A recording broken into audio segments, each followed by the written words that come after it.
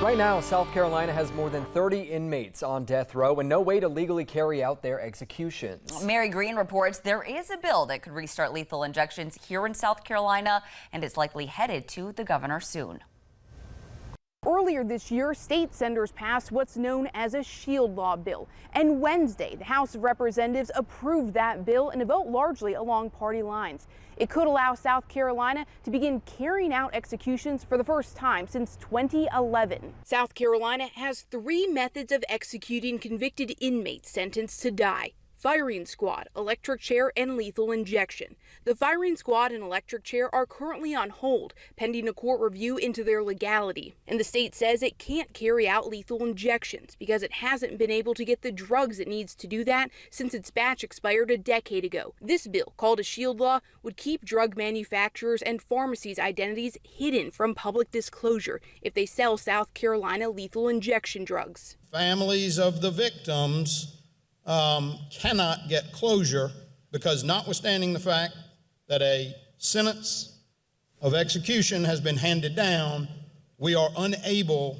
to carry that out. The director of the state's prison system has said this bill wouldn't guarantee South Carolina would be able to obtain the drugs, but without it, discussions are impossible. Opponents argue enacting this would cloud government transparency, even keeping lawmakers themselves from knowing who the state is working with and how much money is going toward it. We're doing more than just allowing the acquisition of drugs to administer this penalty.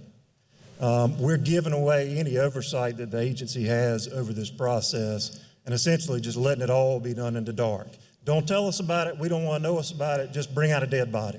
Both the bill and the amendment do require the state's 2 financial offices to work with the Department of Corrections so that the records are kept in a de-identified condition. House members amended the bill Wednesday to impose criminal penalties of up to 3 years in prison for people who violate this law. And they added an explicit ban on members of the legislature, their immediate family, or businesses with which they're associated from providing the drugs or medical supplies needed to carry out executions. I want to make sure that none of us can profit from this SHIELD law that we're about to pass. The House and Senate versions of this bill are slightly different, so the 2 chambers will have to work out a compromise to send to the governor.